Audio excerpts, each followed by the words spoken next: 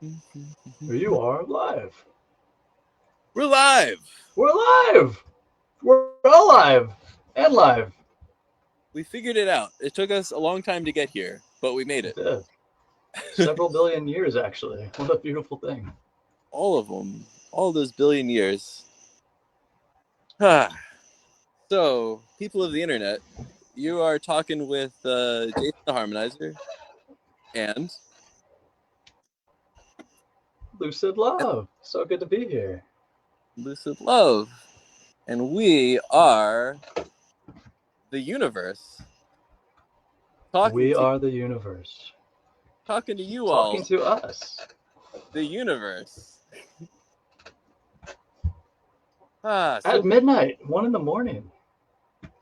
1 in the morning where you are, 2 in the morning here. What time is it really?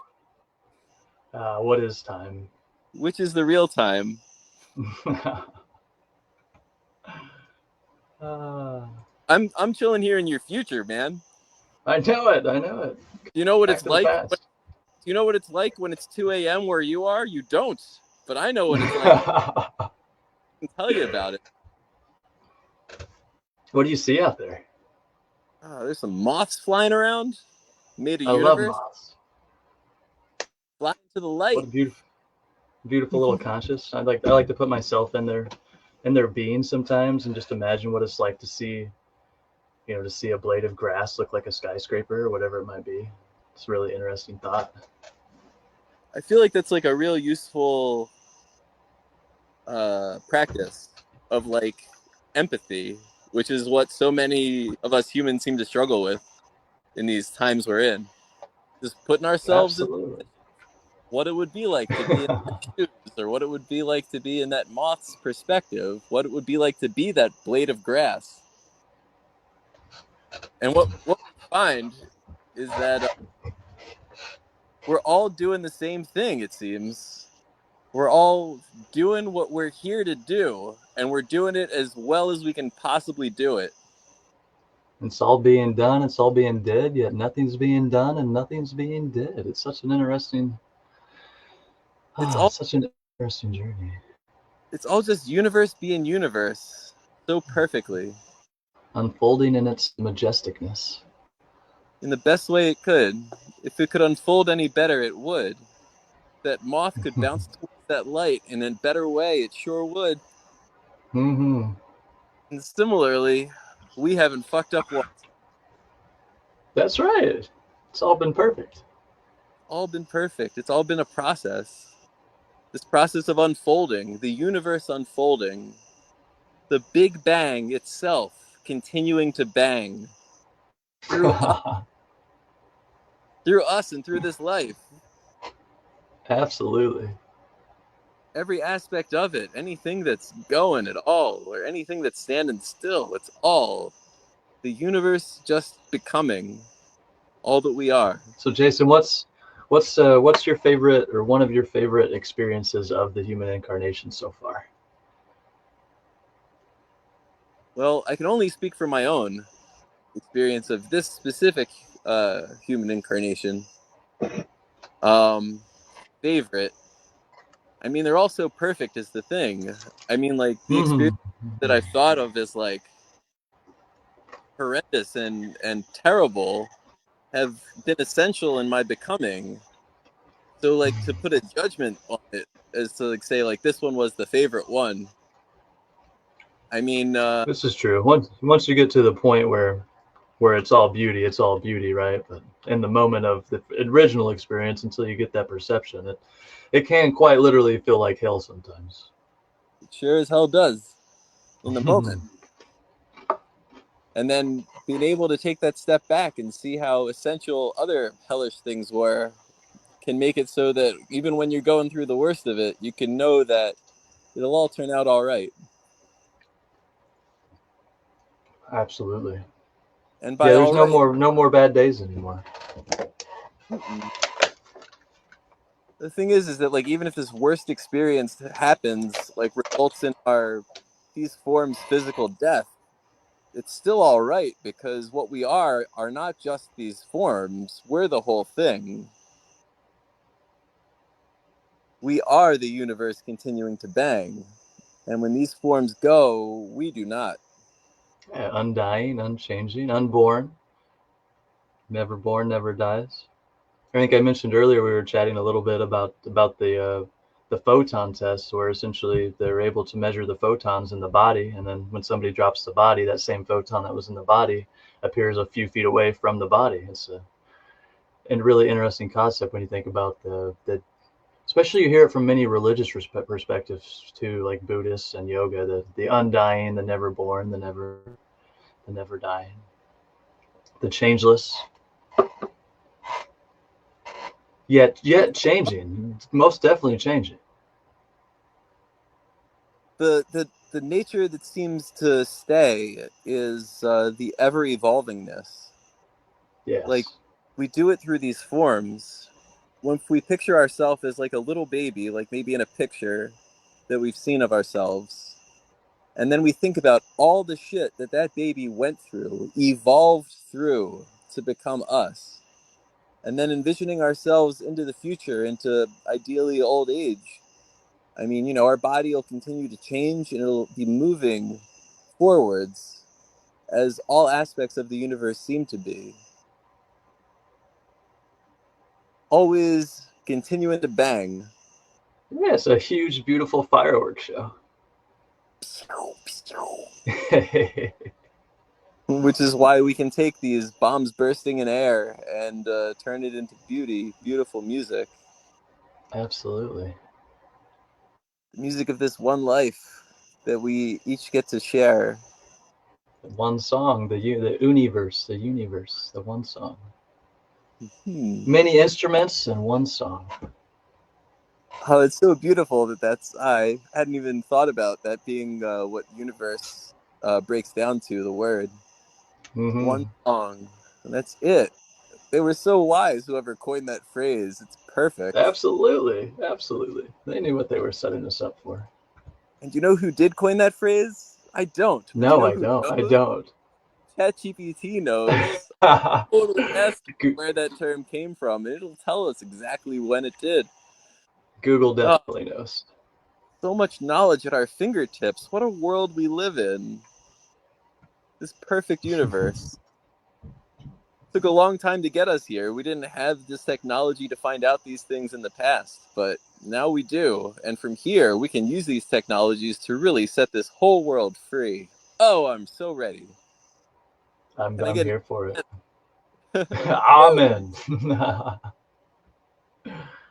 Oh, I love it. Me too, man. I love it. I love us. I love this whole fucking thing we're all made of. I love this one song. There are no wrong notes in this song. Ever, ever. No wrong people in this place. Even if they've got different views than ours, even if they believe different things, even if they've acted harmfully, they all have a role to play in what comes next.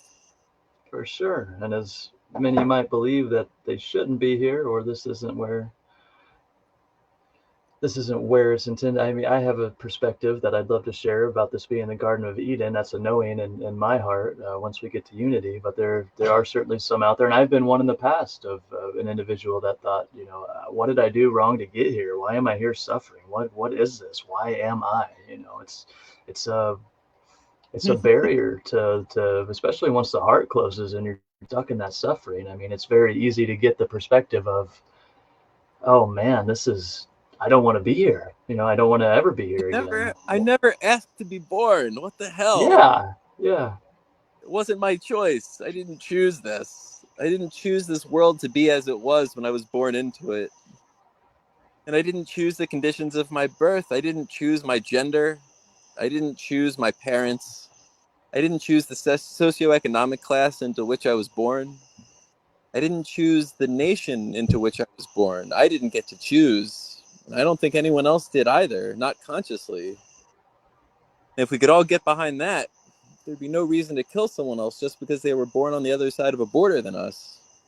absolutely. I like to piggyback on that concept of just all of us arriving here as the innocent newborn. None of us arrived here talking about war and famine and power and control and money and all these other crazy, not necessarily crazy, but dividing concepts of division that really just rip us apart. When we came here, and all we came here as was unconditional eternal love, just beautiful light, ready to enjoy eternal creation, ready to take on anything that was given to it.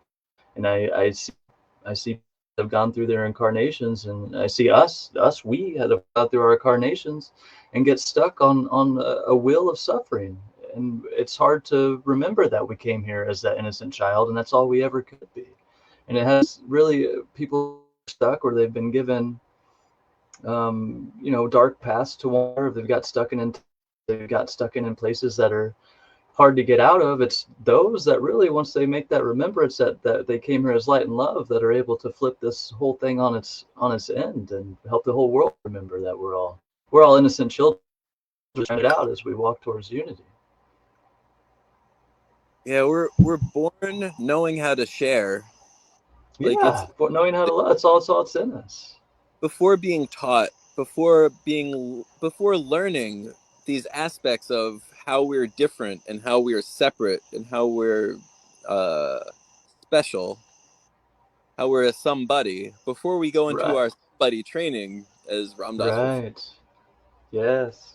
before that we know how to share, and we lose that when we get real identified with who we're taught we are, because maybe Yes. it's not safe to share or it's not good to share, but we know how to when we're born. We all do.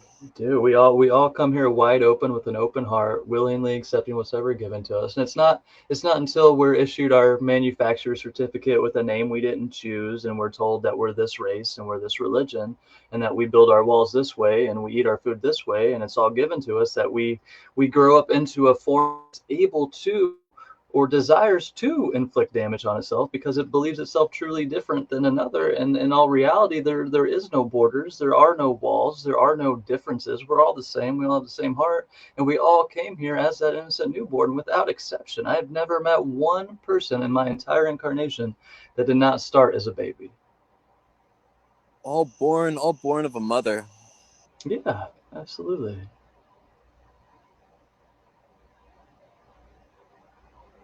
I don't remember when. It was some recent time when that point came to me. I think it might have been a talk given by a guy who I haven't historically watched a lot of. He's got a following and a name for himself. I'm really trying to remember it. He's like a doctory type person. Oh, Uh, that's cool. That's a somebody. he's definitely a somebody, but I mean, it was his. It was him that was just like recalling that we were all born like of a mother, and so it's like no matter who this fucked up person seems to be in front of us, like they came from being inside a mother, and just like we all share that like common desire to come back to warmth, come back to oneness, come back to feeling like a heartbeat pressed against us, which is why like our bodies release oxytocin when we hug. Yeah, yeah, absolutely. Community. I love community. And you're right. Coming here as that infant, and we're really trained, and through, especially through the tribals and the warring groups that we've kind of evolved from through our trying to find ourselves and move from that animalistic perspective to more of divine union and togetherness, and to be able to release that. I mean, it's exactly that kind of animalistic behavior that makes it seem as, it's my toy instead of a toy. And it's not until somebody is given a name and they're given that separation, and that there should be walls between them and the family next to them, that it becomes mine instead of our it. Yeah, I mean you it's know it's the way it's taught to us. It's like the language. It's the way it's been taught to us. Oh, you know what just popped up right on my screen and probably your phone too if it's handy. Like just a notification came up on my Mighty app just with a couple hearts. And I was just like, "Oh, we could totally post this live stream there. Folks can watch this there." there Just you brain go. just brainstorming for future dealies. But Yeah, it's the language that, like, it's the way we're taught to use language from as soon as we're taught it. Like the first words we're taught are like our parents' names, which immediately make us like separate. Like there's like a boundary between me and another. Um I don't know. Ram Dass talked about like the first suffering that he perceived he probably went through was like after he was born and after he was like put on his mother's breast, like when she like took it back away. It was just like the recognition of like there's like a separateness there of like where it's not all mine, and then there's like a wanting that like starts like so soon into our births, and just like without Absolutely. given like the proper context for how to deal with those sorts of like emotions and feelings early on, we're all in this situation we are now, where we're not taught how to let our emotions flow through us instead of like attach our identity to the things we feel. Like I feel this way and so I am this way. It's not I feel angry, it's I am angry. And it's a whole lot harder to let go of what we are than it is to let go of something that we feel. Most definitely. Most definitely. Especially when we become that which we feel in the separation. It's instead of being the one, the unified, it's being spread across one. It's an isolated suffering almost, and it's if I have to feel this, I'm going to make sure you feel this as well. Yeah. I mean, we're taught it's normal. We're taught it's the thing to do. We see it. We see our parents doing it. We see, oh, my parents are upset, so they're going to take it out on the people that are around them. And we think that, okay, that's the thing that we should do also. I mean, they're the ones we look to for truth, and that's our model for it. So even without them directly telling it to us, I mean, we pick it up by seeing it. That's the way we learn to do what we do. We see others doing, and then we learn. And so if we're in situations where people are all selfish, then we learn that selfish is the way to be. And if we're in situations where people are giving and altruistic and caring about the environment, then that's what we learn too. And if we learn that money is real important and that we should really go out of our way to make sure that we always have enough of that, and when we have enough, we'll put it in the bank and we'll store it and keep it for some sort of rainy day and keep building the amount and the numbers in the bank account while we never actually access and utilize all of that money that we're hoarding while people are That too, starving. and absolutely. I mean, that opens up a whole nother realm. But even you could even add warfare into this, and you're not safe unless you put them down, or you're not safe unless you learn how to use this weapon of lethality. Like it's really a very hard bucket to climb out of when you're born into the crabs that are already pulling themselves down. And it's not until the crabs decide to flip the script and start helping each other out of the bucket and let it all go that it's holding them in there. That I mean, it's just one day. Like you said, we could just change the whole world in one day if everyone decided to stop pulling each other down, forgive them, let it go, and shift into a place of love. Yeah, that's just the framework for it. So it wouldn't all just be chaos. Yeah. I mean, we could get a good message out there and be like, people, just like don't go to work tomorrow, but instead do this. But they need something else to do for it to be useful. I mean, Well, and it's got to be structured, and it has to be supported by those that are really controlling our livelihoods. And I don't see that happening anytime soon. I would love for it to happen soon. I support it happening soon. But as long as there are individuals that feel they need to have enough money in their pockets to feed the world, essentially,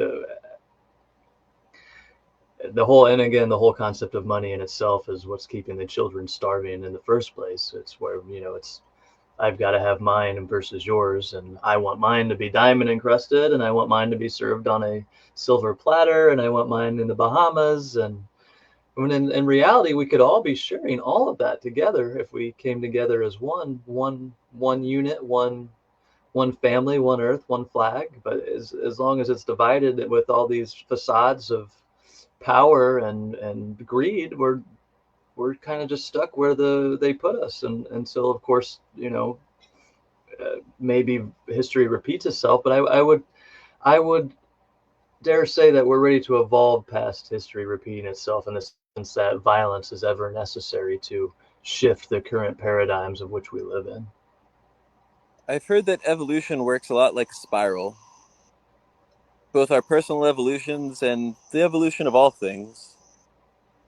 The evolution of our individual selves and the evolution of history of humanity in general. Of it's like we'll come around again to similar type circumstances, and if we didn't learn from our mistakes the first time, we'll send it round again. And we'll keep doing that. We'll do it in our lives. We'll make the same sorts of mistakes over and over again. Oh, that pattern, it's definitely a real, I mean, this is really, it's a teaching school ultimately. And I will say I have definitely repeated patterns endlessly until I've realized that it's a pattern and it's only up to me to shift it.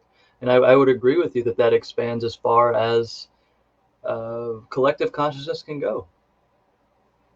I mean, we've fought wars before, and the Yeah, soldiers of the wars right now, they've gone to war yesterday and they've shot at people, but this is the moment where they can recognize that they just don't have to anymore. They could stop and it would be okay. absolutely.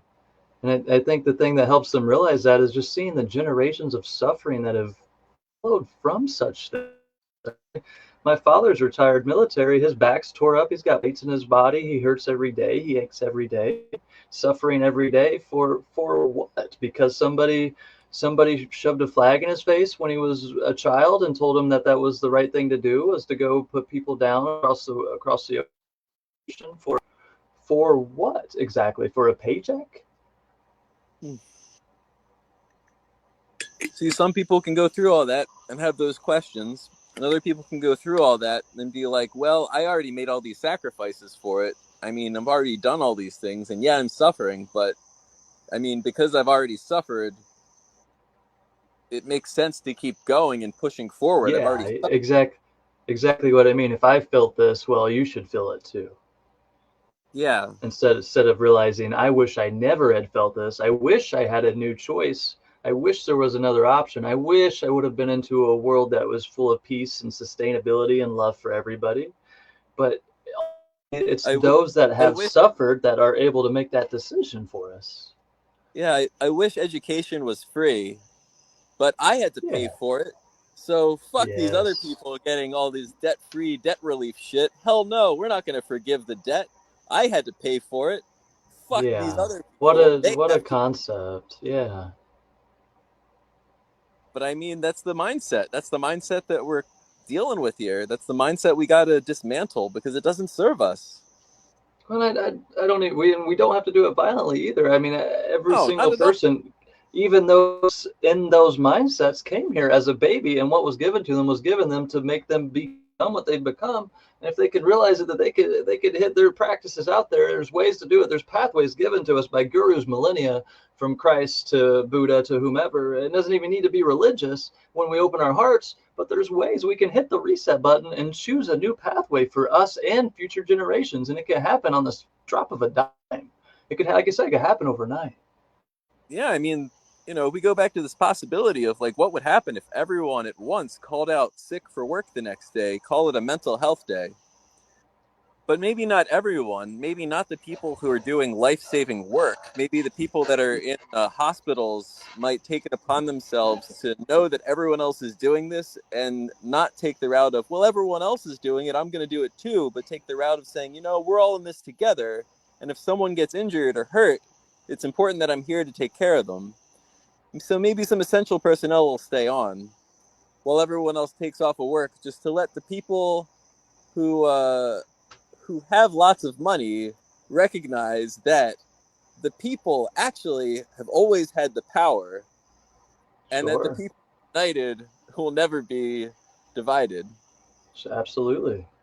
I I will say I've personally been in a consciousness where you really are trained, you are conditioned to believe that without that paycheck or without that income or without that electricity or without that internet or without that phone, your life is over. Like, and you really get to a point, I've had to have the ego just ripped out of me completely by losing all of those things, by losing stability, shelter, career, all of that.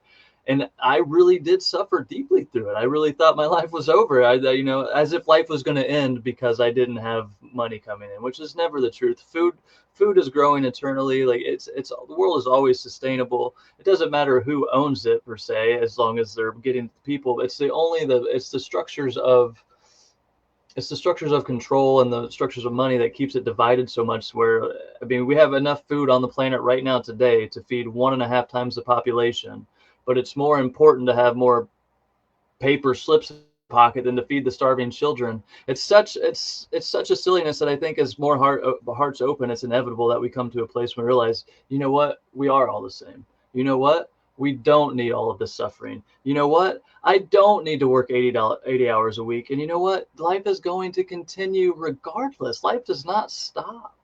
Nobody, it does not stop for anybody. And it certainly doesn't stop because and stop putting money in billionaires' pockets. The last thing we need for unity is a billionaire. But if they need those paper slips, let them keep it. Let them keep the yachts. Just help us feed the kids. That's really all I ask for. Just help us feed the kids. I mean, I'd say they'll probably keep them during that first day when we all take off work. But I'd say those things that those reasons that those things that you mentioned as like far as reasons why people would fear doing a thing like that, like because they think that they'll have to give up these things like their phone and their lifestyle if all of a sudden they were to make some sort of drastic move. But I don't think that if we were all to take off of work the next day that we would lose our phones. I don't think that that would happen. I think that we'd keep most of the comforts that we've had so far. I don't think that us taking off of work for a day would do that. Sure. I mean, in the big picture of evolution, if you look at the 10,000 foot view, we're still so early. I mean, we're only, as recorded history goes, 5, 10,000 years through. I'm not really sure exactly how far it goes, but I know it's not long when you think about the 14 billion. When you think about 14 billion-year-old garden, and you think about Bob who's 50, or Jerry's at 70, or Muhammad that's 90, or whoever it might be over in Dubai. All these vessels of eternal life that are 50 to 100 years old think they have the right to own the 14 billion garden. I mean, I was just saying the other day, show me one corporation in America that has been here for 14 billion years. Tell me how Dole owns bananas. Tell me how agriculture companies own you know what I mean? I mean, Don't. it's perplexing when you think about it from that perspective. I mean, there can't be a corporation in America that's more than 250 years old, because the corporation of America itself is only 249 years old, as far as I know, or maybe 250 at this point. I'm not really sure, but to own the 14 billion garden and a vessel that's 100 years old, who are we kidding here? Who are we trying to fool other than ourselves? No one. We're not trying to fool no one. No. And I No. mean, like, sure, you can put your feet up and you can enjoy luxuries and you can feel like you're somebody. Oh my gosh, how good it feels to feel like you're somebody.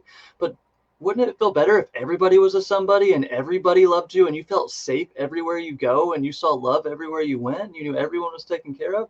Wouldn't that feel better than trying to build a bigger wall or having more firearms to put people away? Wouldn't that feel a little better to the heart or humanity? Would In my mind, it's the guys that are holding all the power. It's the Trumps of the world. It's the Elon Musk of the world. It's all the country leaders of the world, Russia, wherever it might be, with all these hands in all these pockets that could truly, literally, overnight be the saviors of humanity. I mean, their statues could be here for tens of thousands of years to come, let alone the next 20.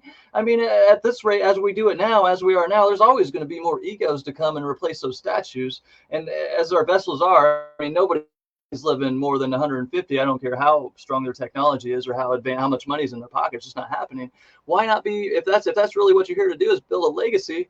Why not that legacy? That's an everlasting legacy. The circumstances that keep those people with the money and not using it to free all the other people is that it's not just the money thing. Like we hold ourselves, like, as long as we perceive ourselves to be fallible and perceive others to be fallible, then even the billionaire that gives away all of his money will still be demonized. And I mean, Bill Gates is like an example. He didn't give away all his money, but he certainly donated a great deal of it towards very, very humanitarian means. However, there are still people that very much villainize him.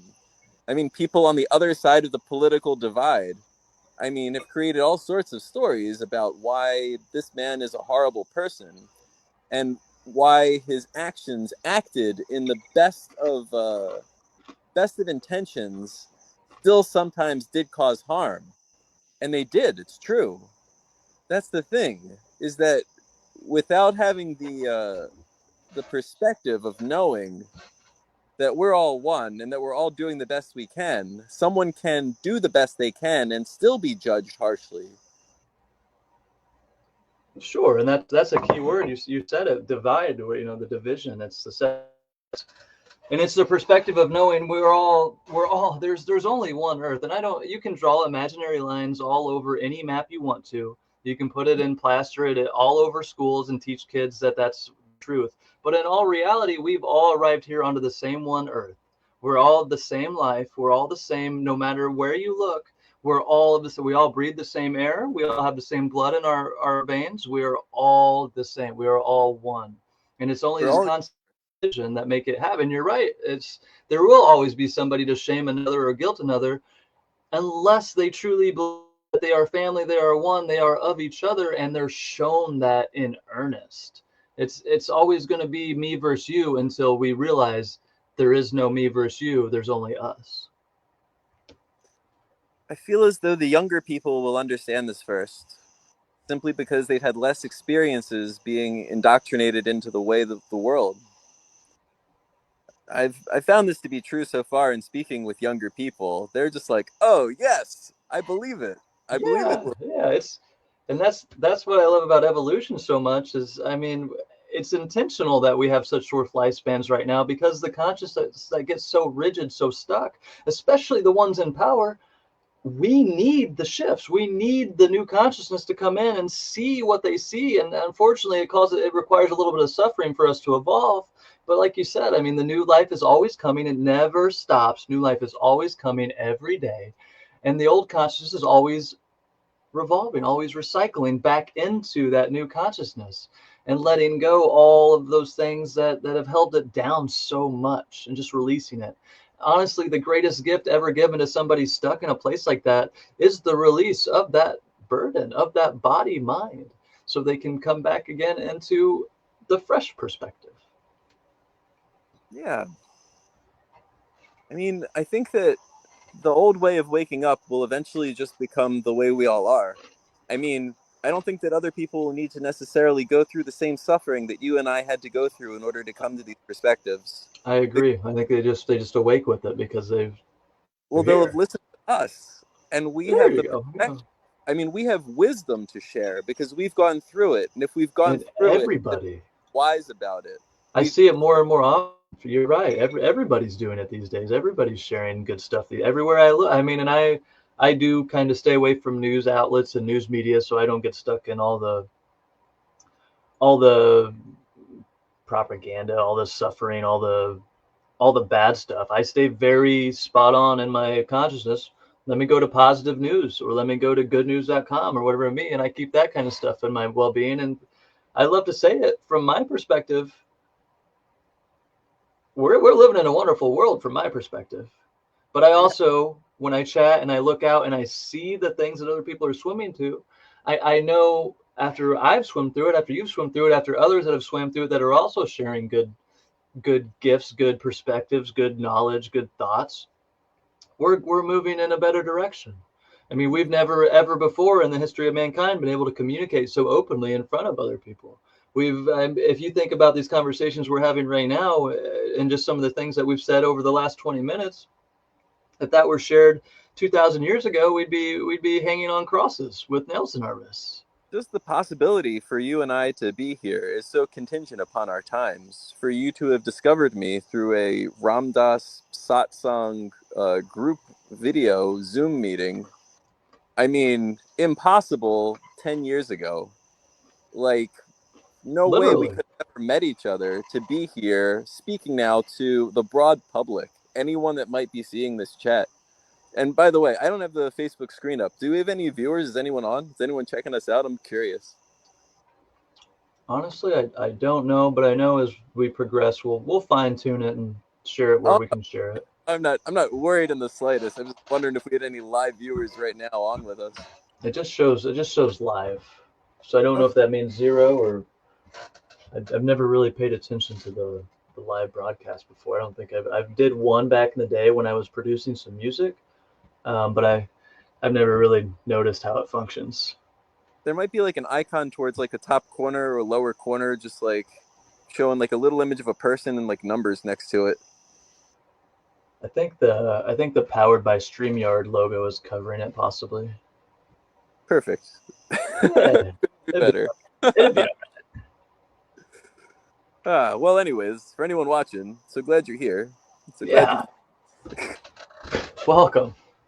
It's great to share this space with you. You were talking before about news, and you were talking about perspective, and it's like there used to just be one news back when there were like four channels or whatever, which our like parents grew up with when they first got. Yeah. Or even before that, it's just whatever your local regional newspaper was once a month, even. Yeah. And so there was like a monoculture there, and it was still a limited monoculture. It was like limited to it was like a regional monoculture, like the people that had access to that specific newspaper. And then it became like a broader monoculture for all the people that could see the same news broadcast. And that was just our parents' generation. Before them, they didn't even have that. Like it wasn't accessible as far as getting like a nightly update on like the happenings of the world. Um, but then we broke off from having just one set of news to now there's newses with different political bents. Oh And my so depending on goodness. where you watch your news is where you get your perspective from and where you get your facts from. And so it's, are they Right. liberal facts or are they conservative facts? And what's Well, I'll, really I'll true? tell I'll tell you, I've peeped a few of them lately, and after I've got my new perspective, I don't think there's any one of them out there that's sharing full truth, only truth, and always the truth. I think there's, as you It's said, all, it's always colored in some way. no one has an absolute hold on reality. We each have our unique perspective because no two sets of eyes see the same. And because of that, one person saying this is how it is will never be accurate. The most accurate a single person could be is this is the way I see it. And I'll tell you, on the news, they don't make their money by saying this is just how we see it. They make their money by saying this is how it is. And by the way, it's dire. So keep And tuning. anytime there's money making involved in any way, the people should be questioning it and what the purpose behind sharing it might be. And it's usually money. I mean, there wouldn't be newscasters if they weren't getting a paycheck. It's true. It's true. And someone's paying them, and someone's paying them with an angle. I And mean, if it were a world of unity where there was no need for money and everybody was sharing and supporting each other openly, freely, without the need for paper slips, if there were newscasters, they would be sharing nothing but love, and that's a guarantee. they'd be sharing the truth as well as they can see it, and they'd be Yes. like prefacing anything they say with, "This is just the news as we see it. This is just what seems true to us from our perspective." And it wouldn't And be so much saying what they think about it, so much as in just saying, re- in "Hey, reality, we're slowing ourselves down so much too. I mean, when you think about the borders and the flags, and we've got children starving here, and I mean, some of these children could be some of the greatest scientists that ever evolved ever, but we're slowing ourselves down in the evolutionary sense of if we were all under one flag and working for each other instead of against each other in a versus match, we could exponentially improve the world and our sustainability and all of the different uh, trading pathways and whatever it might be. I mean, it's just infinite at that point. And the flag that we'll have when we do have one, if we do have one, will be one not just only of this world, but maybe our flag will have one of this world. The way that states have flags. I mean, our state will be this world, the state of Earth, I mean, the flag will be for the planet of Earth, but there'll be a bigger flag that we'll all be under, which is the flag of the universe, because there are other worlds that I have reason to believe exist, just due to the sheer size of it all. As Jodie Foster Surely. said, sure would be a waste of space otherwise. Absolutely, I support that. And I would go an even layer further to say we're never going to find them, or they're never going to find us until we come to unity. I mean, we've got companies out there. Again, we've got children starving in our eternally sustainable world, and we're using our resources to build big tin cans to get to Mars or the moon or whatever. Instead of trying to bring our people together under one flag, we're still warring. We're still fighting amongst ourselves. We've got civil unrest. We've got people in the same countries, all across countries, living next to each other that fear each other. How are we ever going to get to a point where we can actually, I mean, I'm not even going to use the word colonize because that's not really what the intention should be. It should just be for eternal evolution and eternal creation. But how are we ever truly going to get to a point where we can do that as a being, as a people, if we can't even take care truly, as far as we've come evolved to today, if we truly can't take care of our own species? We're still hurting each other. We're still killing each other. We're still starving each other, and we're still Wait, playing with paper wait, money. We're playing with fun. We're playing with paper slips as if it has real value, and we're giving, wait, and it's us that gives it the wait, value. wait. What did you say when you said you didn't want to say colonizing? What did you mean by it though? When you didn't want to say colonizing? Well, because colonizing is kind of a term that is utilized in this space and time to represent forceful taking and forceful control and Uh, forceful, you yeah. know, So what were you referring to that wasn't that? Like do you mean like expanding yeah, our like reach beyond the planet? I mean, once and when you think about evolution, you also have to think about the big picture. You can't just give it 10 years, 100 years, 1,000 years. You need to give it 10,000 years or 15,000 years, 20,000 years. And as our Right. technology develops, when you think in just a small amount of time, just in the last 500 years, how much we've developed, know that that's exponential. And the things that we're creating now over the next 10,000 years as a species, we will have the technology and the ability to harness light energy, whatever it means, to absolutely travel in ways that we've never traveled before. But we need to start by coming together here before we can really dive into that as a one people. Because then it's just going to end up more colonization in a sense of, well, America got there first, and if you've said different, I'm gonna shove my pistol in your face, boy, or whatever, whatever it might be. Yeah, it's Just not just claiming. war It's for not no sense. No, it's not unifying. We need to come together as one. And I didn't mean to like get in that kind of that space where I was trying to call anybody out or use any kind of type of voice. oh, But that's kind of my perspective. It's a very animalistic and separating behavior where we're willing to inflict lethal damage on ourselves, on our family. yeah. I mean, so like just the notion. So I mean, it's not colonizing that we're talking about. Like, I mean, it's like we're just talking about like expanding our presence beyond this planet. But like, I mean, it Yeah, wouldn't be absolutely. that. Like, it wouldn't be like planting our flag in it, like you're saying. Like, it wouldn't be that. But It would. I mean, But it. if we were to come across, say, another world with life on it, and we wanted what they wanted, and they didn't want to give it to us in the way we wanted it to, it would absolutely become colonizing at that point. Right. And I think the reason why others haven't come onto this planet is because they need us to figure it out ourselves. Because 100%. like you were saying, like I mean, what you said, by the way, was so refreshing to hear, because the concept I myself have spoken to others, of just like I feel like beings from other planets will wait until we can demonstrate that we are not uh, a group of beings that would be willing to harm other beings for looking different. Because right now that's where we are. Right now, as long as like we'll hold anything against another due to their race, due to where they're from, as long as we're doing things like that, it is not And safe I for you to show and up even a here. layer deeper, we're really not that different at all. That's like the most perplexing part to me is I don't We're see any all running. difference in it. We're all running on the same program Yeah, absolutely. on this planet and elsewhere. Is the most beautiful thing. those beings on other planets, they're made of universe also. And so when they do show up, once we all recognize that we are all universe, we're all earthlings also, so much as, that's like our smaller grouping of relationship. But beyond that, it's not helpful to divide us really for meaningful reasons. I mean, I don't know, there might be some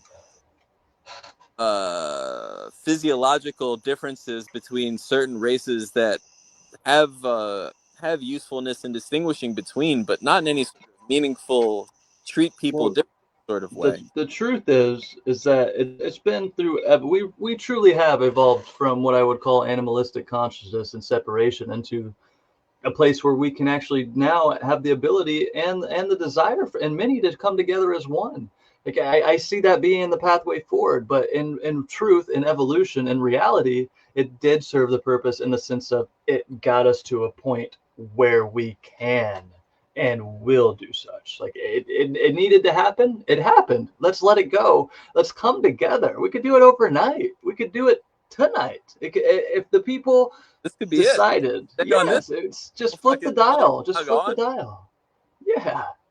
Just turn the perspective. One flip of the dial. We're there. We're here. We're back in heaven. We remember. And now we have all the ability, all the knowledge we've got here to this point with as we progress forward in our evolution into whatever we decide to walk towards. It's all so beautiful. It's all so perfect. It's all just becoming exactly what we are. It's all been a Yeah, process, and some of it's been beautiful and some of it's seemed horrible. Yet if any of it were different, we would not be who we are. absolutely. I myself can attribute my very existence to anti-Semitism before World War II. If it wasn't for the violence that was being communicated to the Jews prior to World War II, my grandmother's family wouldn't have felt the need to leave their home country. And if they hadn't left their home country to come to America, she would never have met my grandfather. And the odds of my mother being born are impossible. They wouldn't have happened. So I would not have been born were it not for anti-Semitism, if it weren't for violence. Through destruction comes creation. And so through all of the hardships we each have experienced, both before we were born and even in our own lives, they've all been essential to get us each to this moment where we can look around and see that we're all one. It couldn't have been different. Not a single aspect could have been different, could have been. Forget should, forget our judgments of it, because it did happen. And so any effort spent thinking about how the past could have been different is energy wasted. Because the past did happen. The way we might look at it might change. And there's lots of room for it too. And once we can see those horrible things that have happened in the past, not as things we need to gain retribution for, not as others did it to my ancestors, so I got to do it to you. Once we can get there, we're all free. Yes, you're absolutely, and this is a teaching from all of the great masters that that I'm aware of.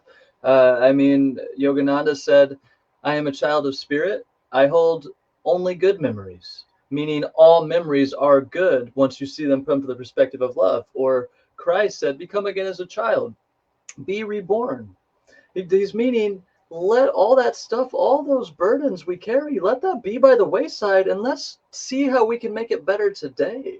Let's let that all go. All our judgments, all our analyzing, all our hatred. Let's just leave those rocks at the riverside and let's come together in love and then choose how to walk forward from that perspective. Because all that hate, all that judgment, all that stuff is just weighing us down and making it that's the stuff of suffering. That's the stuff of division. And I promise anybody that if we let that go, even if as an individual, forget about humanity, forget about the collective consciousness, as an individual, if you can let that go, judgment, hatred, analyzing, and be born, truly be born again today in love and live from the perspective of love for all, you are not going to suffer again a day in your life. I promise you, not anywhere near like what you did when you were fearful, when you were angry, when you were separated. And that's really where a lot of our thought constructs come from. A lot of our even the idea of there's the idea of doing certain practices so you don't have to reincarnate again. I promise anybody that realizes we are one and this is unity and this is remembers heaven, you were always going to want to return here. It's only the perspective of suffering and fear and division that has made one believe that it's worthwhile to do things to not come here again. Because in the idea of this being God's heaven, this being God's garden, and we're all God, why would you not want to come back and enjoy physical creation and eternity? That's a silly concept, and it's only born of fear and suffering.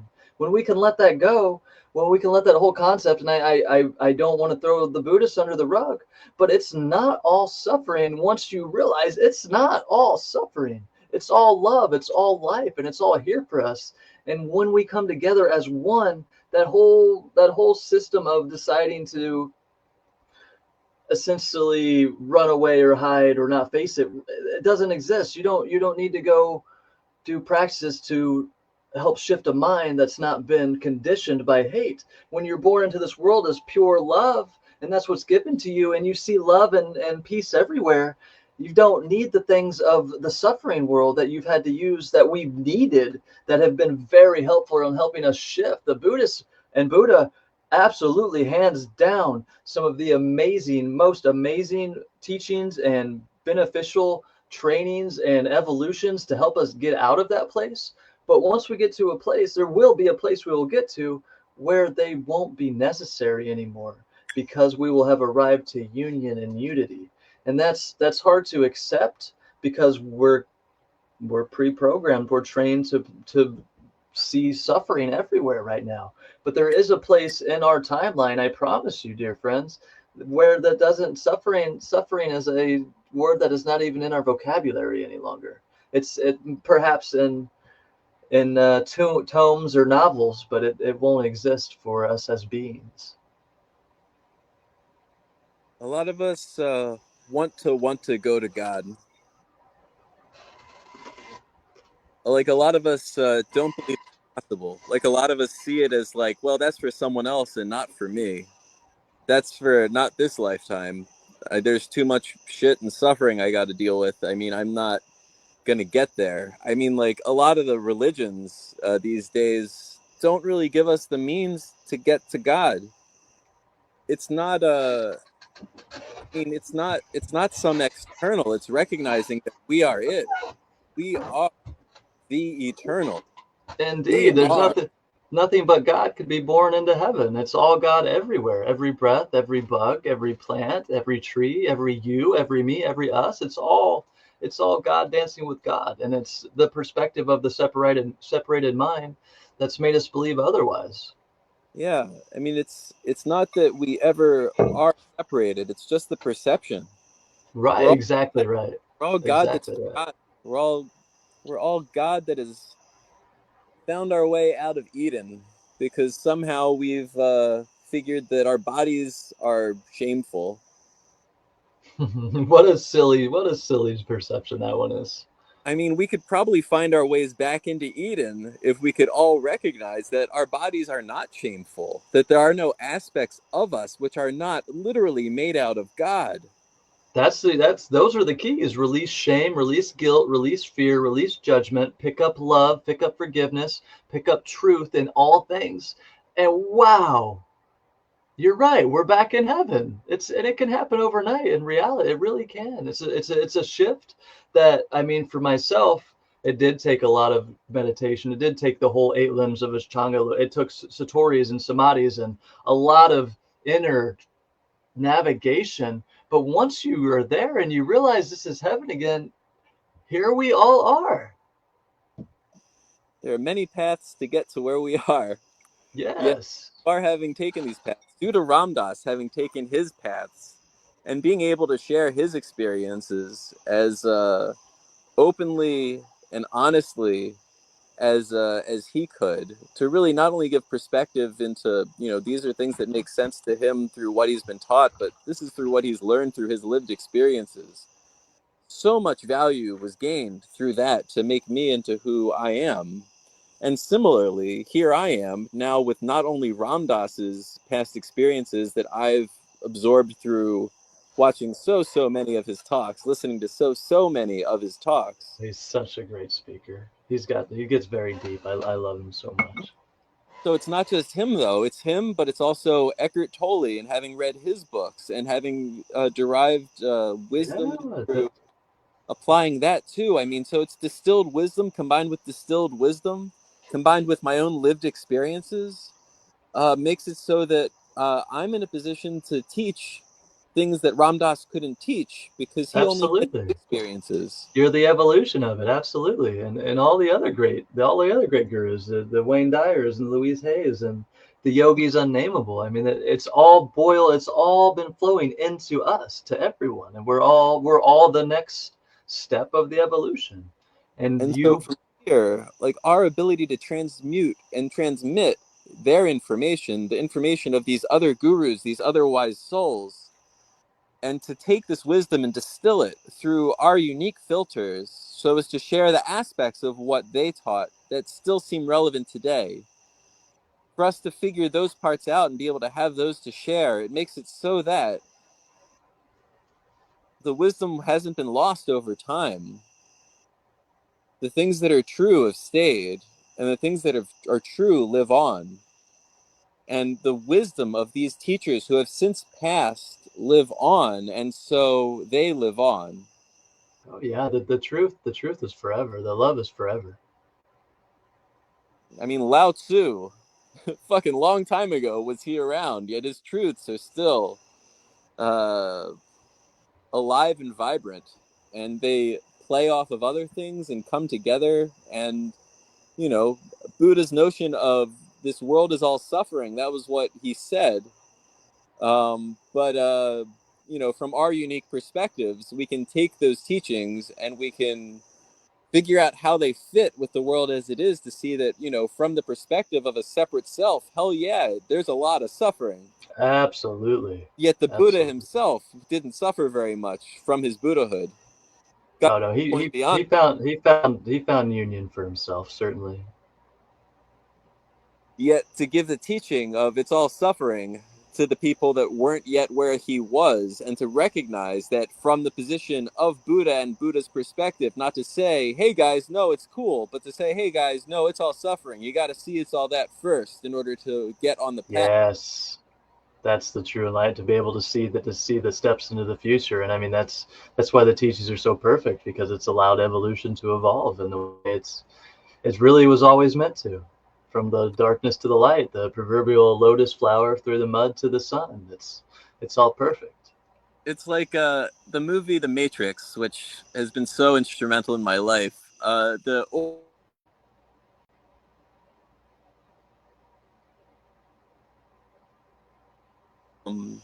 Okay, we're back. Uh, Okay. in the movie The Matrix, the Oracle says to Neo, um, you know, don't worry about the vase. And then he says, which vase? And he turns and knocks over the vase. And she says, oh, well, what you're really going to be scratching your noodle about later on is, would you still have broken it if I hadn't said anything? But it's that sort of knowing that the Buddha had when he gave that sort of message of it's all suffering. Him himself knowing it isn't all suffering, but him knowing to the people that did not know, it's useful to think of it all as suffering. I think. I don't know. Did And that play in? he had to, and yeah, you're absolutely right. And he had to evolve himself through that perspective of it all being suffering to get to a point for himself where it wasn't suffering. Like it had to occur in those steps for his evolution, and he knew that it had to happen in those steps for anybody else to want to chase or join him in Buddhahood, which we all can and we all will. I mean, we're all born with the Buddha in us. Once that state we come here as a newborn baby is that state of union, as we've said. But for us to return from separation back to that, those are the steps we've had to take, and it requires quite a bit of suffering, as you probably know. It has so far, yes. For you and I, yes, so far. And for the masses, it might not. we might be able to give them a way out of who they think they are, where they don't have to suffer. Because if they can know that it all had to have happened, I mean, we've all suffered. Anyone hearing this message has suffered. Anyone that's been through life has suffered. But to recognize that there doesn't have to be like some exponential amount more in order to get to a point where we can see that we're all one. It's pretty cool. Yeah, and it's the unity the releasing of separation into unity. You're right. With the new generations that come into that are not going to have to suffer the way. They're not going to see war. They're not going to see starvation. They're not going to have to see any of that because the bright and willing and loving souls that came before them brought Like us. everyone together in love. Yeah, like us. We're Yeah, everybody. the ones that are going to We do are it. one. Let's Literally. do it. Like, we're doing it now, and we're not going to stop till it's done. I mean, I'm not. Wow. I'm here with you. I'm here with you. Ah, I can't imagine another way to spend my time than to help people come towards love as much as I can. what other game is there to play, really? Like, Right. Once you've played all the games, yeah. like, I mean, are you trying to make the most money? Will then you be happy? No, you won't. These people that I learned that the hard way. Yeah. like, are they happy? The billionaires, are they happy? Does Donald Trump seem happy to you? Like, you I'll can have tell you personally, I've never been a millionaire or a billionaire, but I can tell you personally that having an income of $15,000 a month, I'm much happier without all the responsibilities and all the stuff that goes into that on $500 a month. And I've lived that truth now. yeah, Like who I had to become, but the master's degree and the all the certificates and all the walking of the corporations and playing the politics. I'm so much more freer on a abysmal fraction of that, and that even itself is still in the structure of separation, which money, of course, is at part of the root of really in our society. for the people on here who may not have had the experience you've had, like myself, actually. I mean, I'm really curious just for my own sake, but I'm sure others would be as well. Like, tell me about the sorts of like hoops you had to jump through when you were making that sort of money that like made it not as enjoyable, that like that took away from enjoyment, like having that much income. Like, what sorts of things did like made Well, that not the dream that everyone thinks it would? well, it also really, I mean, and I'm not going to say this doesn't apply to anybody in the workforce because it probably does apply to many in the work. I mean, I can remember working 90 hours a week while I was only getting an $8 wage. I mean, so it really goes from that to even, to the salary exempt too. But really, it's so much time and effort. It's always being available. It's always there's someone to want to put you in a place that you might not necessarily want to be put into, and you have to mold. You have to fit a certain perspective, especially for the wage earners in like finance or in large corporations. They want to see you shaven. They want to see your shirt tucked in. They want to see you behaving in a certain way. And not that that's not where it shouldn't be in that perspective, but you have to wear a very heavy mask most of the time when you're operating from that place. So not only are you not being your true self, not only are you giving away the majority of your time for somebody else to really recoup, because I mean, I promise you, anybody that's making an income from anything, you are only getting paid a small fraction, especially in the business place, most likely of what those that are in the club per se are receiving from all the time you're putting. There are going to be people that are in the club or in positions of separation that are at And a higher level that are using the system itself to only work 30 or 40 hours a week while making $1 million a year, while you're hustling 90 to 100 hours a week and you're bringing home, a small sliver of that. So it's really just a system that's not designed to bring people together. It's designed really to put people into obedience, and it's suffering. It really sucks, man. It really sucks. But at the time, coming up as a kid in poverty, I mean, I grew up very poor. I was living in trailer park, Section 8, single mother, on food stamps, all that kind of stuff. I was trained to seek that. I saw that in other families. I saw them with nice cars. I saw them with the video games. I saw them with the nice shoes while I had clothes, holes in my clothes. And I wanted that feeling. So I did what society, I did like a meticulous machine. I did the things that society says you should do so you can become that. I mean, the school, the going through the college, going through all the certificates. I mean, I would work 6, 7 days a week. Sometimes there was weeks where I would work 14, 15 days in a row with 100-hour weeks, while on literally a 12, 13 hour dollar wage. I just, man, I really want that. I want to feel whole. I want to feel like they feel. Look how happy they look. And I was trained to believe that they were happy. And in reality, when I got to that space, Yeah, what was it like for you? it was a letdown, man. It was a big letdown. Tell me why, personally. Because all that effort you put into something with the thought that somebody has sold you a thought concept that when you get there you're going to have that happiness that you perceive somebody has, but in truth, once you see the big picture, once you know yourself, and then once you get to know other people a little bit more, that happiness isn't there, and certainly not in the dollar. Like, when you could afford all sorts of things, what did you find you were still missing? Still time, Personally, still personally, just for you. it was definitely time. Hmm? And it was fulfillment. I was always chasing well-being. Well-being was always to be found somewhere outside of myself. It was at the next event, it was at the next intoxication, it was at the next lover. It was always somewhere outside of myself.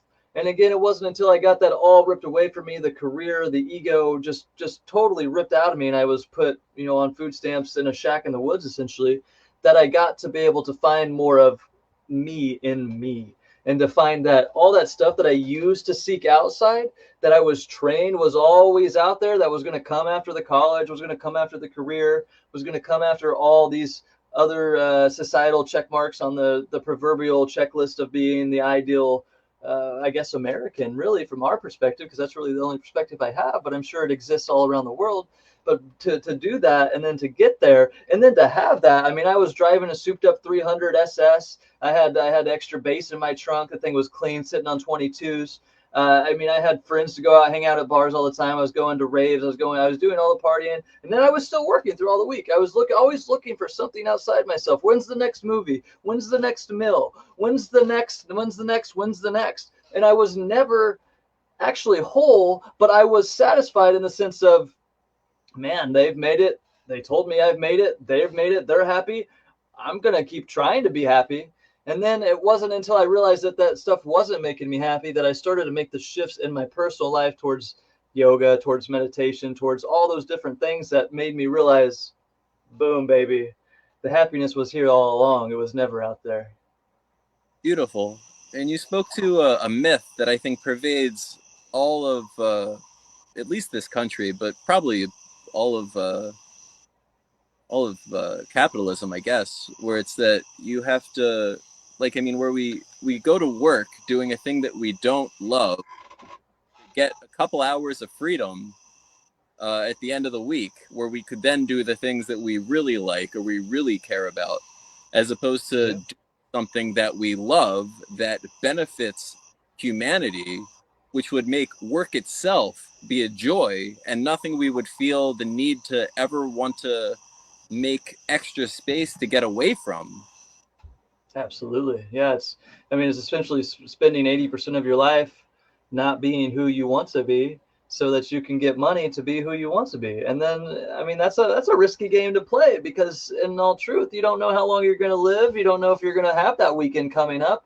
And And if, then, if yeah, it ends, it could end right in the middle of that week where you're, oh man, here I got to go again. I stubbed my toe on my way out the door and I couldn't fit my shower in this morning. And man, I really need another cigarette, but I can't because I'm on the clock, and all this other silly mind trips we go through during those kind of experiences, you give 40 hours a week of your life to something you don't love Oh, for the purpose of eventually over time saving enough so that you can afford to live without working at the end of your life, where you're not able physically to do all the amazing things that there are to do in this world, because and you have then, to spend all the time you're capable putting yeah, into someone else's idea of what someone else thinks is important. And then there's all the smoke screens involved too. I mean, you've got all this media, you've got all this content, you got everybody trying to sell you the dream. You've got the bling bling, you've got the fancy cars, you got the, Every look at me, look at me, look at me, look at me, and all of a sudden you're looking at everybody else but yourself, and you're indoctrinated into that. You're trained into, you're programmed into that to become a part of a system that is designed literally to just get you to walk your little life through the little hoops that they would like you to, and to fulfill what it is. I mean, and it's unfortunate because we believe that we have the free will, but in truth, how could you have free will if you're doing things that have been trained to you and given to you from somebody else? No, there are very few people in this world that have true free will, in the sense of they're not already pre-programmed with somebody else's thoughts or processes or minds. A soldier going to war has been fed, that innocent little baby has been fed separations, and you should be proud of your flag because that's your home.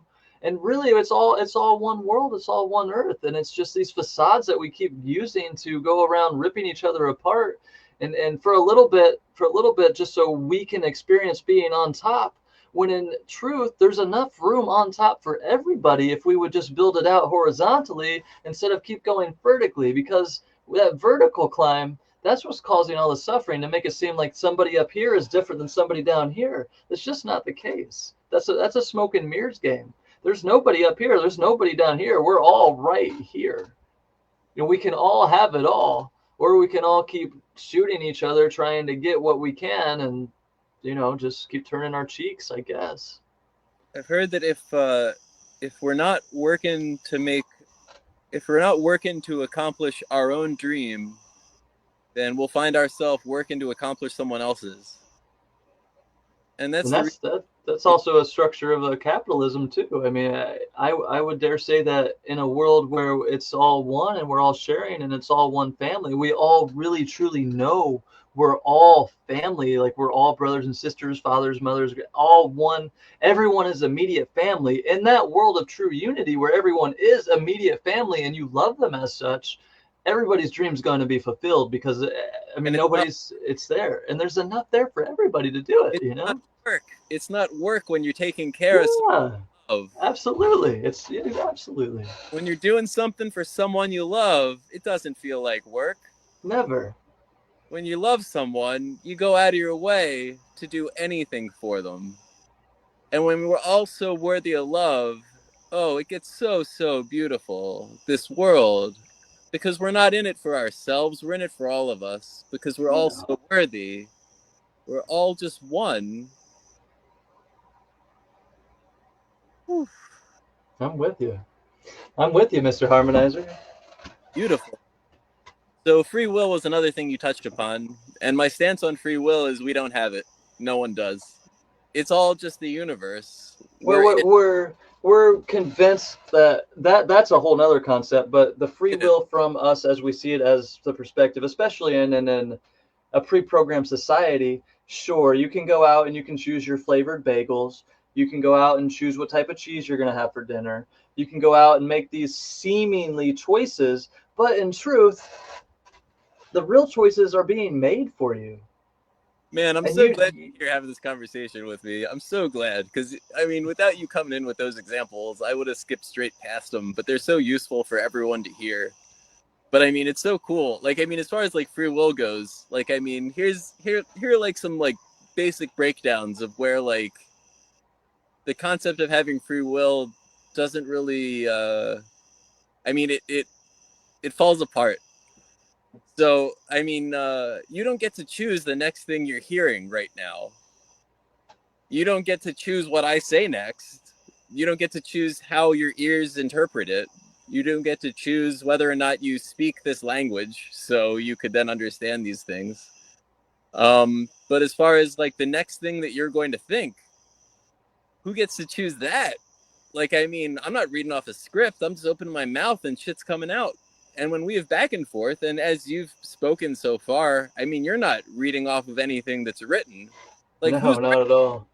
Yeah, I would say again, going back to what you mentioned about us being learning machines, essentially, and I can only speak from my perspective, and I don't speak for anybody, but from my perspective, all of us only can, but I'm so glad I you clarifying that. Yeah, Go on. yeah, being programmed in this society, before I got into Ashtanga yoga and meditation and training my mind was just all over the place. What are these thoughts coming in? How to get in there? I could never stop thinking, always Didn't thinking. choose them. Yeah. No, no. But after you realize that Chose, you chose can the path, influence it. chose the path of changing it. Chose the path of Yes, singling your mind, of focusing. yes, Chose the yes. path of noticing thoughts without necessarily agreeing with them. Hey, that thought that just appeared in my head, is that true? Do I Yeah. align with that thought that just came up? That involuntary thought that just popped in there, that just said, like, I think this about this person, or this person isn't as good as me, or whatever, as these thoughts so Right. often do. Yeah, and it's hard to get past that. I mean, it took me many years to do it. And I don't know if you ever heard of the practice. It's called a japa japa. Well, it starts with japa, then it moves to japa japa. It's essentially giving you get a mantra per se. I got mine from my inner guru. They say you need a guru to give it to you. I got mine from my inner guru, and my mantra for the Can last several years. you say the lineage of this japa japa? What is that? It comes from yoga lineage. Tonga? It's a practice of yoga. Yoga? Yoga. Yoga. Um, Broadly I mean, yoga? it could be. I would say I learned it from yoga in Korea, from this book specifically, a systematic course in the ancient tantric techniques of yoga in Korea by Okay. Swami Satyananda Saraswati. But essentially, it's a yogic technique in which you use a mantra, and sometimes you'll use mala beads, and you'll go through it, and you'll just repeat that mantra in your head. But the way it works is you have 108 mala beads on your mala necklace, Hmm. and you have your mantra. And my mantra was I am love. So you would rotate it, and every time you touch a mala bead, you repeat that mantra. And as you practice more and more, you become anchored to the mantra and the malas, and you are able to actually over time start to progressively see your intentional thought also being layered by all the additional thought that's being kind of swimming through there. That's not necessarily what you have intentionally chosen just because of it being an untrained mind. But through that practice, and for several years, again, I've been doing it. You eventually you drop the malas, and it just becomes automatic. From the moment I wake up in the morning, I am love, I am love, and I probably just hear it thousands of times in my head throughout the day. Even when we're talking here, I'll hear it sometimes. If I am love, I am love, and it really eventually the goal is to also release that. But once you train your mind to be one pointed in that perspective, and you only hold that, it's so much easier to get to what they call the point of samadhi, which is essentially no thought. But that's really one of the pathways to get there. And even that itself, once you get to a point, and I would highly recommend it to anybody that's willing to do it. Once you get to a point where that's your modem, like well, you'll get to a tipping point where it becomes, maybe 51% of your thoughts is that intentional thought. And the relief you get when you realize you can actually influence what we call the monkey mind is so powerful. And I know there's other ways to get there, but for me, it was life changing. It was like a breath of fresh air that I have never ever breathed before. It's really hard to explain how blissful that really is. Beautiful. I'll share the thing that I read that got me into it, or it got me into first considering this idea of, like, there's a way to stop these thoughts. Yeah, It was in Eckhart Tolle's Power of Now, which is his first and most famous of his books. beautiful. But the concept was, wait for your next thought the way a cat waits for a mouse at a mouse hole. So wait for your next thought like at the thought hole. Just wait for it. And as soon as one comes, catch it, and then say, that's a thought, and then let it go, and then go back to waiting. And after you do this for a surprisingly not very long period of time, they stop coming, and it gets real quiet. It's just the waiting. And it's just like recognizing, like, I mean, then you'll have the thought, like, oh, I'm doing it, but that's a thought also. And then That's you beautiful. let that one go too, and go back to waiting. And then, just your senses just become so sharp when there's not like a voice that's always going in our head. It seems like we're always multitasking no matter what we do, because Yes. it's a voice going in our head that we have to listen to while we're trying to do every other thing. But in my experiences, once that voice stops going and saying so many things, We can do whatever it is we're setting ourselves to better. We can do every task that we set ourselves to as well as we could possibly do that task. And so there's no thought of, oh, maybe this won't be good enough. Oh, what will someone else think about it when I do it this way, or if I say it this way? It's just you focusing on doing it the best way you could possibly be doing it. And I'll tell you, without those thoughts coming in of maybe I'll mess up, maybe this one won't be as good as the last one, every time we do a thing more than once, it seems, we can do it better than the time before it. Definitely. Definitely. And I would extend that out to everyone. That's a beautiful practice. And any practice they find, because in truth, in reality, you are the only one that has to live in you. You know you best, and it's through your self introspection that you're going to know which pathway is going to walk for you, or if you even want to walk a path, or even if you're aware enough to realize that you have whatever kind. I mean, I'm not saying anybody else, but I'm gonna say my mind was a mess at one point. Like it was just a mess, Mine and too. I wasn't really aware of it at certain perspectives when I was in that dog mode where I was I believe, always focused on the next. I think therefore I am is like something that we've heard before and it's been taught and it just isn't true. We Sure. are when we don't think. But Yeah, and it's we think that every single thought we have coming through our heads, we believe. I mean, it's in there. It's got to be us. So, yeah, and the trouble with this is you can't force anybody to do the work. But I will tell you from my perspective, it is 100,000 infinitely verifiable truth that you can get to a point where you only have one single thought going through your mind all day long. mhm. Obviously, you're going to have to shift around and do things to interact in the environment, but you can still train yourself to get so single pointed that you're just nothing but joy no matter what whether you're swinging a hammer, where you're stretching, where you're running out down the road or jogging or doing anything that somebody might find strenuous.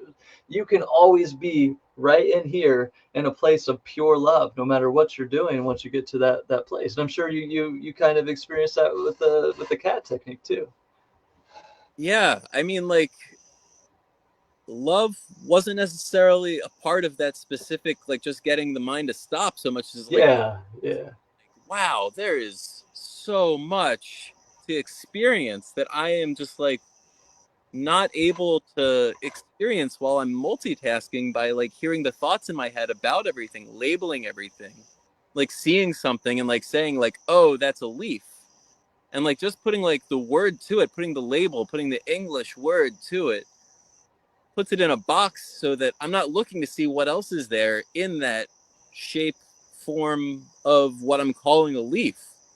But it is deep and it is complex, and there are aspects to it that there are no English words for that one can only experience if looking openly, looking without looking for. Like I'm not looking for something specific, but just looking and like allowing that sort of broad awareness to be there, not just in the visual sense, but in all my senses.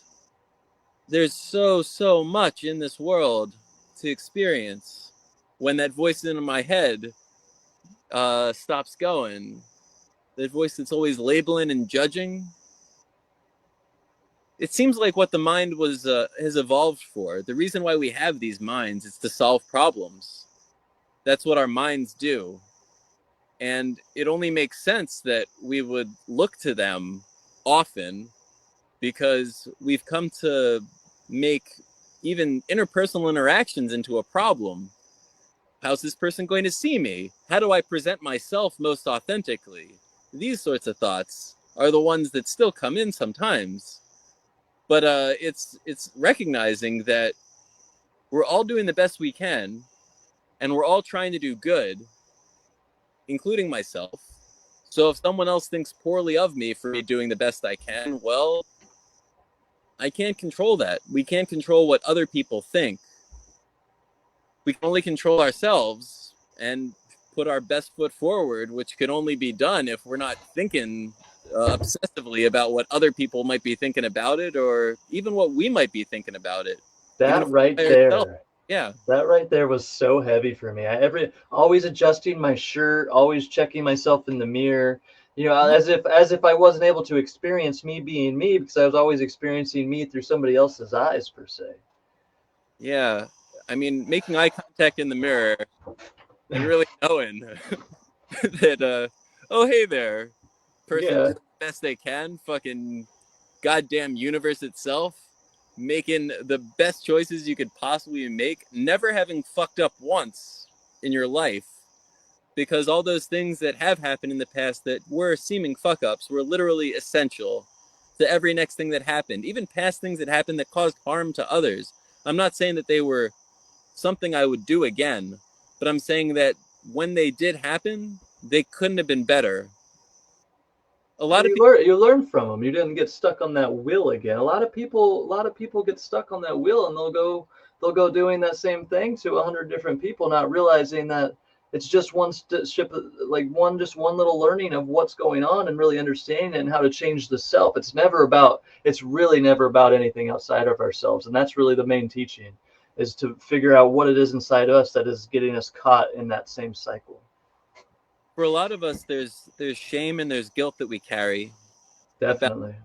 maybe some specific thing that we've done in our past that maybe is so horrible and so shameful we would never feel comfortable talking to another person about them, because saying a thing like that could get us ostracized from friend groups, from communities, maybe even get us arrested. And I got to drop a pin right now. If you ever need an ear, there is nothing that has occurred in humanity that you cannot say to me, or I'm sure to Jason, and not have an ear that is not going to judge you for that. I promise you that there are things that I've done from his perspective of how he's speaking that Ed, as I wore a mask back in the day, that indeed I wouldn't have shared with anybody. But from a new perspective of knowing where we're evolving to, where we're going, there's no need to hide anymore. And if you ever need an ear, you've got four great ones right here. It's true. We have those things. We But do have those things. and and potentially what I'm suggesting through here is that you may not even need us. We are here though. But you might not need us because you might be able to see this in a perspective where even those things, those most horrible seeming and shameful seeming, bad, wrong seeming things that we've done in our past, harm causing things that we've done in our past, it may be that those were entirely essential to your becoming. And if we could understand that you did the best you could in that moment when you made that seeming choice, that you didn't fuck up, that if you could have done better in that moment when you did that horrible seeming, wrong seeming, bad seeming thing, if you could have done better in that moment, you would have. And the reason that you didn't is not because you're inherently flawed, is not because there's something wrong with you. This is very important. It's because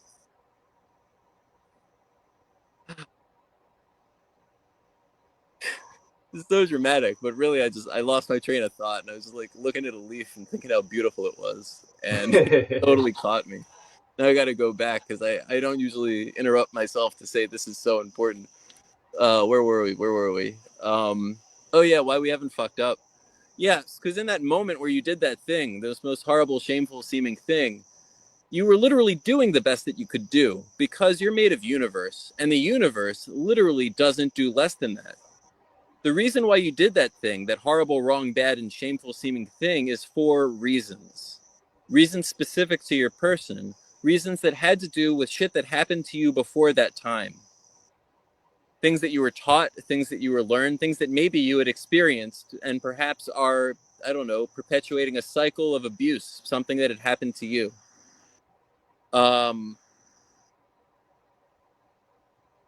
You didn't do it wrong. You did it the best way you could have done it. It may have caused harm to another or to yourself. It couldn't have been different. And Because, in all reality, everybody's gotta remember, no matter where they are right now, they are still that innocent baby, that innocent light.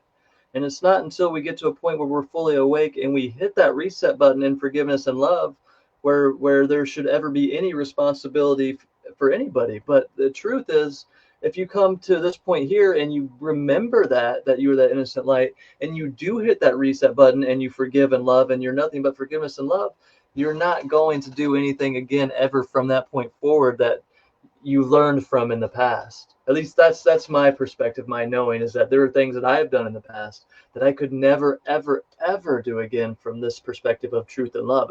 And this might sound like a non-truth, but in truth, I could never lie to anybody ever again for the rest of my life. There's just no way possible. And those things literally become a part of you when you remember and forgive yourself and grow from those things.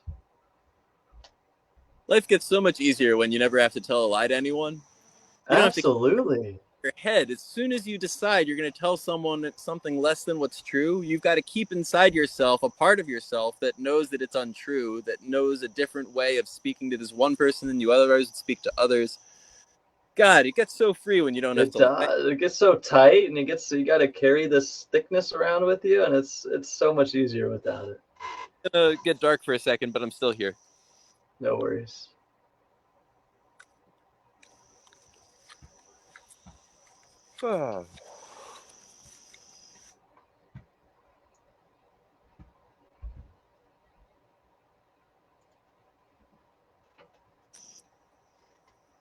Still there? I can hear the bugs chirping in the background. Yeah. Okay, cool. Can you hear me peeing? I do not. That's gracefully cut from the video, from the audio. Well, the thing about bodily functions is that they're not shameful.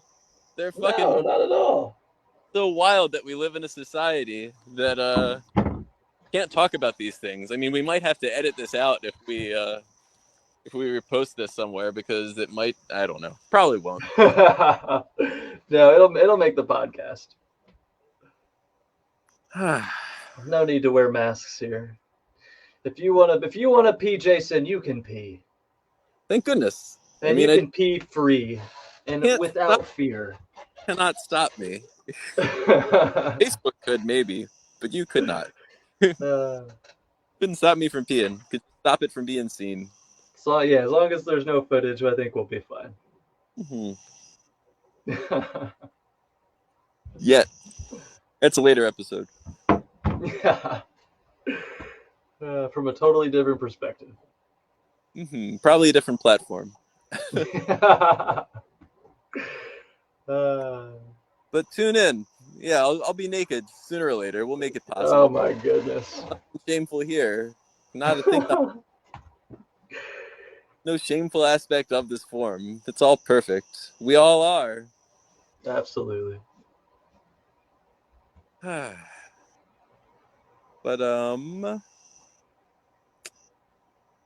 yeah, so you're saying about coming back around and around to a thing. I don't remember if we did the spiral while we were on this podcast or if it was an earlier talk we had before we decided to start it. But just spiraling seems to be the nature of the universe. It seems to be the way things happen.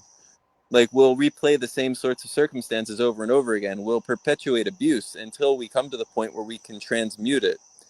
We can transmute our ancestral trauma. We can do it. Absolutely. Absolutely. That's what the whole game of evolution is about. It's about getting better and better and moving towards more love and more love. And I mean, that's the greatest gurus I've ever known in my life that are still here with us. The biggest teaching that they've ever shared is forgiveness. And that forgiveness is what allows us to leave all that spiraling stuff behind. And instead of going like this, we can go like this. Yeah. Oh, I've got this explanation I really wanted to get into. I'm remembering just about that horrible thing that we've done in the past. A lot of us will think that, like, no, I had a choice and I made the wrong choice. And here's why I think we carry this belief. It's because of the way our minds work, the way our minds have evolved to work. Now, this is a concept that I haven't really seen talked about much, but I'm working on getting the scientific evidence to back it up. But I'm pretty confident that this is the way our minds work and have evolved. Our minds have evolved to solve problems, and they don't do it consciously. Just in the way that, while we don't have free will, as I'm saying, I'm not thinking of the next thing I'm going to say. I'm just opening my mouth and my truth's falling out. Uh, Yeah, yeah, I love that.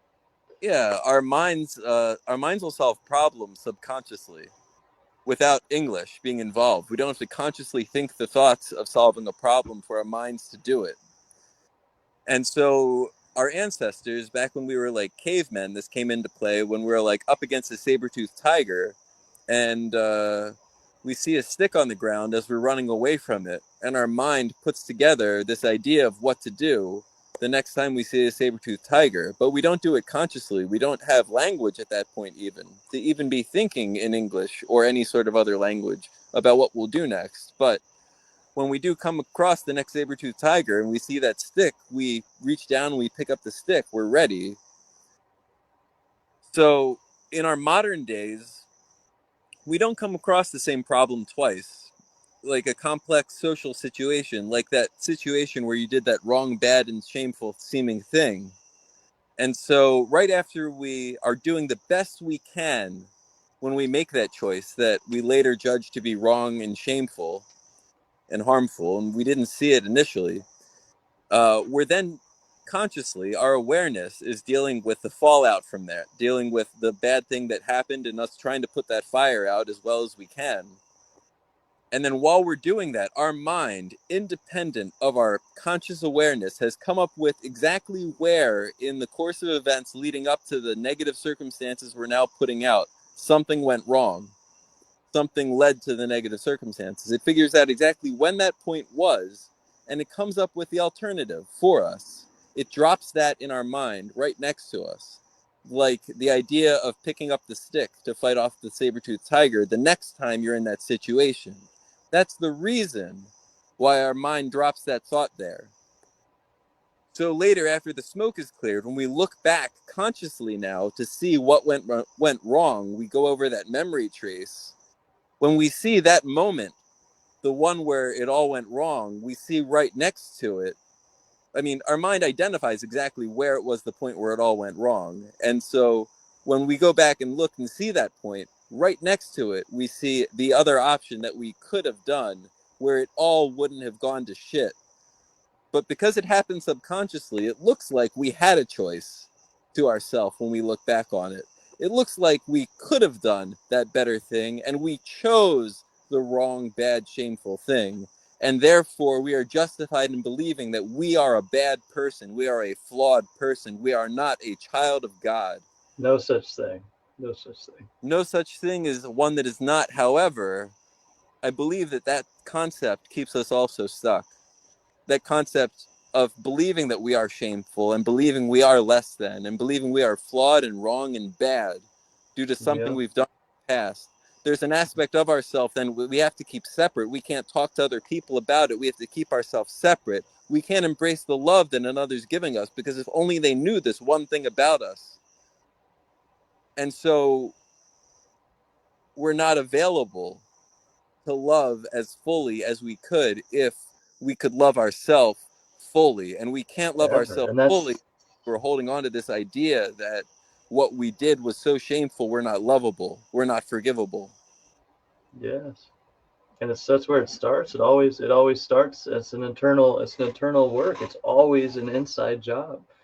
You're never able to give anybody that you perceive outside of yourself full love, full unconditional love, unless it's within you first. It has to bloom in you. It has to come out in its beautiful light out of you first before you can ever give it to anybody else. And anybody that perceives anything different is fooling themselves because it's if it's not in you, it's not able for you to give. The experiences I've had once I've come to this understanding in myself about not having been unforgivable for having done these things that were harmful has left me so free to talk about these things in ways that I mean, I haven't really had to even get into the specifics, but just having those sort of understanding that others are Yes. going through similar things. I mean, it has just made me so much more open and available to love without But even I needing to disclose the details of the circumstance. Like just knowing that I'm lovable the way I am makes it yes, so that you others are. beautiful the way they are too. Thank you. You are as well. We all are. Thank you. Thank you. I would dare say that you're able to do that because you have indeed embodied the teaching of forgiveness. You have fully forgiven yourself. And then that full forgiveness has allowed you to fully love yourself. And then now that you've fully forgiven yourself and fully loved yourself, you have nothing but forgiveness and love for everyone else in the world. My cup runneth over. Yes. And it's on us Yes. to get our own cup straight first, to get our cup so full of love, to go through our past, to really, with a fine-tooth comb, use these tools that are being offered right here in this talk. I mean, and go over these instances in our past and see where our intentions were pure. Our intentions were always so pure in all of these instances that have led to harm for others or for ourselves. To see it and know that we're so worthy of this love makes it possible to give it to ourselves, to look at ourselves in the mirror, to look ourselves in the eyes, and to really see ourselves for the beauty that we're made out of 100%, for the beauty that we are 100%, and it turns out have never been less.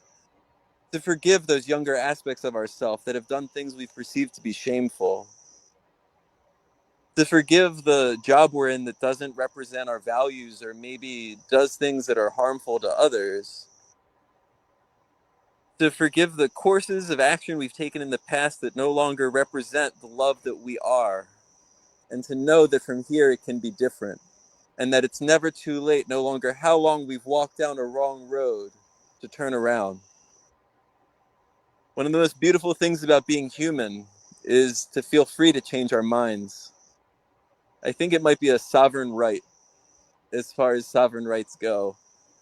That's one of them. I don't have a full list.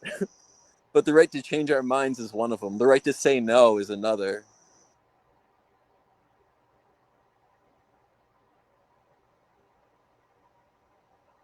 The right to bodily autonomy.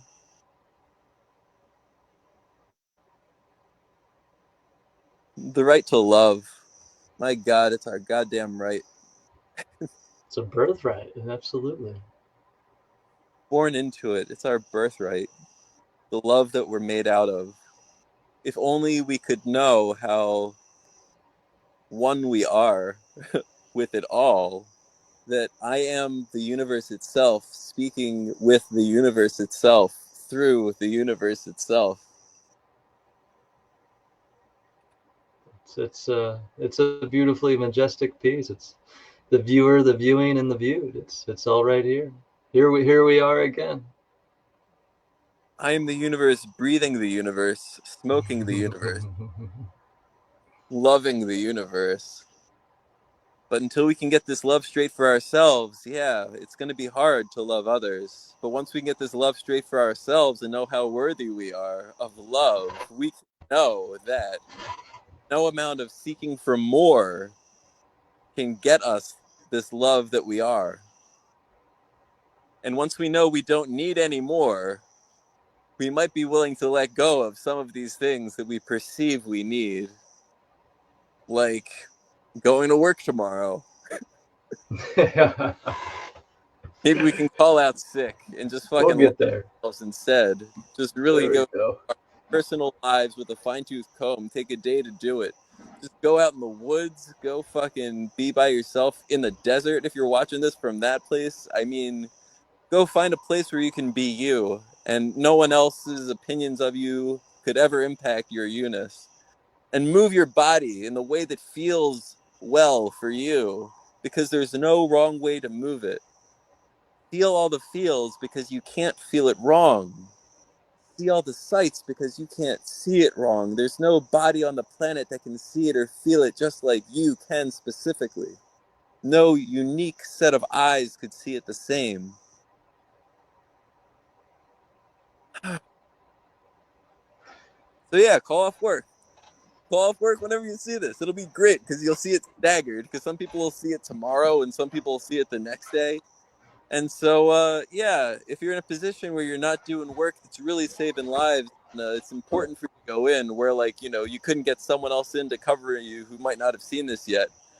I mean, let's all just keep us all alive and sustained.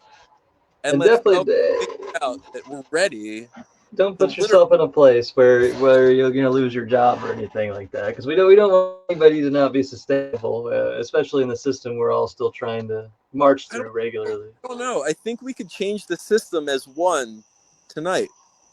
Well, today. Well, whenever it is you're seeing this, I think that we could together change it so that if you've got enough money to sustain you for a week, you'll be okay. Because the people that see this and have enough will know to ask the people that they know who have less if they need any help. Because we're all in this together and we can all make this work because there is enough. We have it already. Some people have more right now, and it's okay that they have more. And if some people don't have enough and you can help them to survive, wouldn't you help them to survive? No one's coming after everything you got. Give only what you can. And by give what you can, I mean just give enough for everyone else to live. And from there, we Feed can the children. Feed the children. That's all we're asking for. Feed the feed children. feed the people that might not I don't know if And anyone. we're all children. We are all children. We're all children and we're all one and we're all the universe itself. We're all mothers and fathers and sisters and saints. We're all beautiful, we're all perfect, and we're all becoming one in this universe. And we might not need to keep our jobs to do it. We might need to keep doing the things we need to do to keep us all alive and surviving. And I think that once we're all surviving, we'll get to thriving real quick. Because Yeah, I once think we're all surviving, the wars will stop. that's something we'll have to expand on next time as far as what might the next step be. I mean, it's one thing to quit a job and decide in a structure, but I mean, there's got to be something and somewhere to go and something to do and something to fulfill us and something to feed us and something to. I mean, we're creatures of comfort, so we've got to figure out what that other step might be. But I would say that just choosing to decide as a unity that not suffer any longer, whatever that perspective of suffering might be for you. It might not even be about the job. It might just be forgiving yourself. If everybody tomorrow could forgive yourself, we're that much closer to everybody loving each other, and that's really where we want to go. That's true. I mean, it's not necessarily quit your job, but if you were to say, I don't know, take a mental health day, which most jobs will afford you, Yeah. take yourself a mental health day and then go and be with you and your mental health. Don't be like, okay, well, I took the day off, so I'll just like do what I usually do when I'm off, which is just like stream shit on Netflix, because that wouldn't serve you. Been That there wouldn't before. that wouldn't Yeah. do what we're trying to do. That wouldn't get you closer to where some of this shit will resonate and stick in ways that it can't otherwise. Hearing it once won't make it stick. Hearing it twice won't make it stick. Repetition, like the mala beads, are real essential for rewiring our brains because they've been running on some programming that hasn't been serving us for a long time. So take some mental health days. Take them one at a time. Maybe don't take them even consecutively. But do the work to get to where you can love yourself, because when you can love yourself, you don't need much. You certainly don't need to be working extra hard to make the extra money. You just need enough. And the extra, $800 car payment with $300 a month insurance, man. Those days were. I really thought I was somebody though. I was really somebody to somebody then. But it's in the whole scheme of things, being nobody, so much more fulfilling, so much more loving, so much more caring. You hear it all the time. Nobody cares, and nobody cares more than nobody. nobody cares more than nobody. So. Hmm.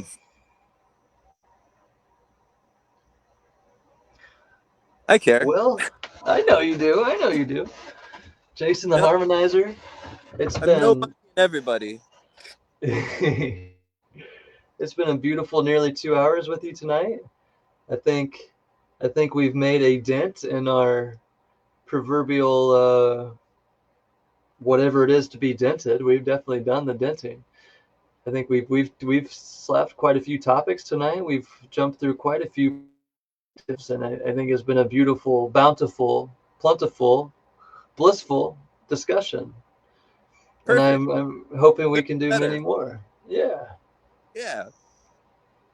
Looking forward to it. It's going to be a beautiful awakening of humanity. I think we'll do it. I don't think anything could stop. It's got to start somewhere. So before we go, is there anything you'd like to say to the universe? God, I'm so glad we're all here. I'm so glad you're here personally. My goodness. Thank goodness you're here and didn't have a choice but to hear saying this right now. To hear, so glad. The universe conspired for you to be seeing this. There are no accidents in this universe. So Not that I've found. here you are and couldn't be watching anything different. Seeing it all the way through to the end. What a hardcore lover of life you must be. Yeah, absolutely. Interested in figuring it out. A seeker of truth. And the truth is, we're all one, and we're all in this together. Blessings to you all. So glad you're all Yes. here. Blessings, love, eternal joy to everybody. I love you, Jason. I love you, universe. Until next time. Love you all.